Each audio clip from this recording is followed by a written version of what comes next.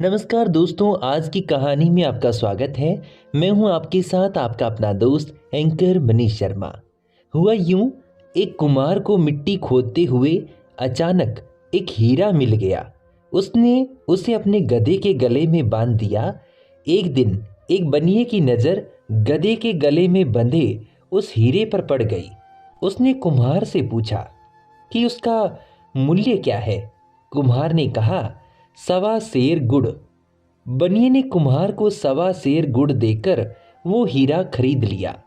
बनिए ने भी उस हीरे को एक चमकीला पत्थर समझा था, लेकिन अपनी तराजू की शोभा बढ़ाने के लिए उसकी डंडी से बांध दिया।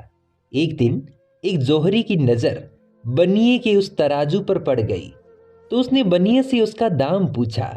बनिए ने कहा, 5 रुपए। जौहरी कंजूस व लालची था। हीरे का मूल्य केवल 5 रुपए सुनकर समझ गया कि बनिया इस कीमती हीरे को एक साधारण पत्थर का टुकड़ा समझ रहा है। वह उससे भाव ताव करने लगा। 5 नहीं, 4 रुपए ले लो। बनिए ने मना कर दिया, क्योंकि उसने 4 रुपए का 1.25 सेर गुड़ देकर खरीदा था। जौहरी ने सोचा कि इतनी जल्दी भी क्या है, कल आकर फिर कहूँगा। यदि नहीं मानेगा तो 5 रुपए देकर खरीद लूँगा। संयोग से 2 घंटे बाद एक दूसरा जौहरी कुछ जरूरी सामान खरीदने उसी बनिए की दुकान पर आ पहुंचा। तराजू पर बंधे हीरे को देखकर वो चौंक गया। उसने सामान खरीदने के बजाय उस चमकीले पत्थर का दाम पूछ लिया। बनिए के मुख से 5 रुपए सुनते ही उसने झट से जेब से निकालकर उसे 5 रुपए थमाए और हीरा लेकर खुशी खुशी चल पड़ा।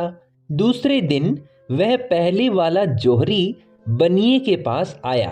5 रुपए थमाते हुए बोला, लाओ भाई, दो वो पत्थर। बनिया बोला, वह तो कल ही एक दूसरा आदमी 5 रुपए में ले गया। यह सुनकर जौहरी ठगा सा महसूस करने लगा। अपना गम कम करने के लिए बनिए से बोला, अरे मूर्ख, वह साधारण पत्थर नहीं था, 1 लाख रुपए कीमत का हीरा था। बनिया बोला, मुझसे बड़े मूर्ख तो तुम हो। मेरी दृष्टि में तो वो साधारण पत्थर का टुकड़ा था, जिसकी कीमत मैंने 4 रुपए मूल्य के 1.25 सेर गुड़ देकर चुकाई थी। पर तुम जानते हुए भी 1 लाख की कीमत का वह पत्थर 5 रुपए में भी नहीं खरीद सके। दोस्तों, हमारे साथ भी अक्सर ऐसा ही होता है। हमें हीरे जैसे शुभ चिंतक मिलते हैं, लेकिन अज्ञानतावश पहचान नहीं पाते और उनकी उपेक्षा कर बैठते हैं, जैसे और पश्चाताप के अतिरिक्त कुछ हासिल नहीं हो पाता। आपको ये कहानी कैसी लगी, हमें कमेंट सेक्शन में ज़रूर बताइएगा। ऐसी ही अच्छी अच्छी कहानियाँ सुनने के लिए हमारे चैनल को सब्सक्राइब करना बिल्कुल न भूलिएगा।